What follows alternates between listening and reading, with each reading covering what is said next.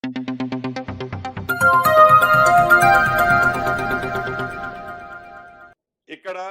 నేను కూడా విన్నాను మీ మీడియా మిత్రుల ద్వారానే.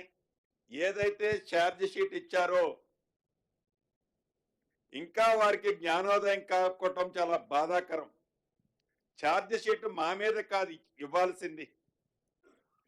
10 సంవత్సరాలు పరిపాలించిన మీ ప్రభుత్వానికి హాస్పిటల్లో ఒక పేషెంట్ జాయిన్ అయితే, హాస్పిటల్లో ఒక పేషెంట్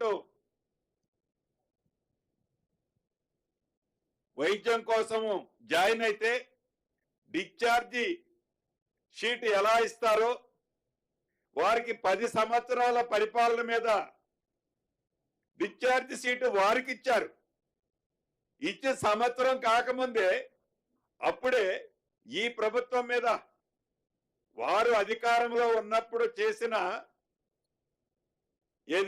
ఈ మేర్పాలనే ఈ రోజు కొన్ని మనకి కనిపిస్తున్న నష్టాలు. ఉదాహరణకి హాస్టల్స్ బాట పడతాం, రెసిడెన్షియల్ స్కూల్ బాట పడతామని చెప్పారు. అంతకంటే ముందు వరికల్లాలు బాట పడతామన్నారు. వరికల్లాలు బాట ఇల్లు పట్టక ముందే రైతుల ఇళ్ళకి ఎలాంటి సమాధానం చెప్పారో చూశారు. ఇవాళ రైతులు ఎంత హ్యాపీగా ఉన్నారో చూశారు. ఎమ్మటే ఆ వరికల్లాల బాట మానేశారు. ఇప్పుడు హాస్టల్స్ బాట పట్టారు. అసలు హాస్టల్స్ బాట పట్టి హాస్టల్స్ లో ఈ రోజు జరుగుతున్న ఇబ్బందులకు అసలు కారకులు ఎవరండి? హరీష్ రావు గారు, మీరు మీ ప్రభుత్వం కాదా? 10 సంవత్సరాల పరిపాలన కాదా?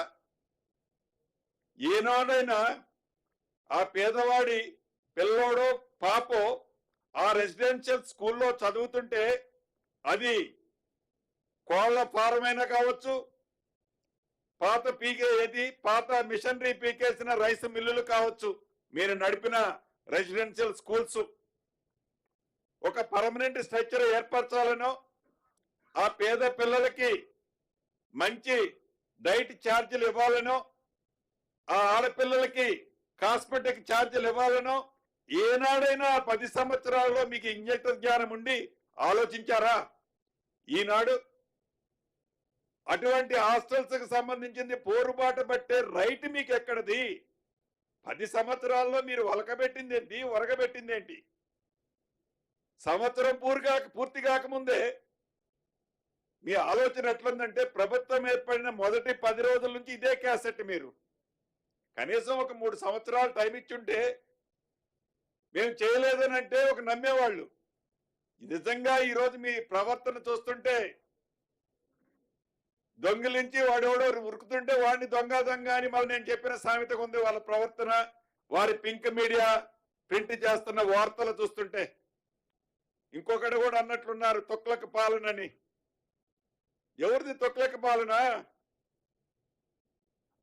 ఎర్రవెల్లి ఫామ్ హౌస్ లో నడుపుతున్నది తొక్లక పాలన, లేకపోతే సెక్రటేరియట్ లో నడుపుతున్నది తొక్లక పాలన? 10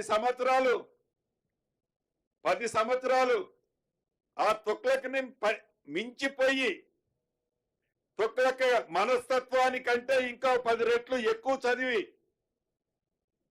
ధర్నాలు చేసుకునే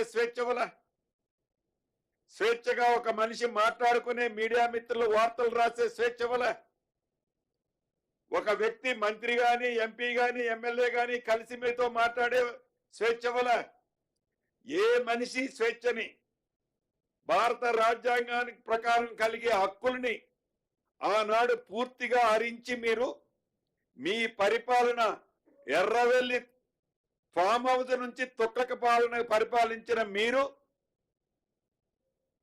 ఇందిరమ్మ రాజ్యంలో నిత్యము గౌరవ ముఖ్యమంత్రి గారు, మంత్రులము, మేమందరం ప్రజల మధ్యనే ఉంటూ ప్రజల కష్ట సుఖాల్లో బాలు పంచుకుంటూ ధనిక తెలంగాణ రాష్ట్రాన్ని మీరు అప్పుల రాష్ట్రంగా మారిస్తే ఆ అప్పులు మిత్తి కడుతూ ఇచ్చిన హామీలు నెరవేరుస్తూ ప్రతి అంశానికి అండగా ఉండి నిత్యము సామాన్య ప్రజలకి అందుబాటులో ఉండి ప్రజల కష్ట సుఖాలు తీరుస్తున్న ఈ పరిపాలన తుగ్లక్ పాలన.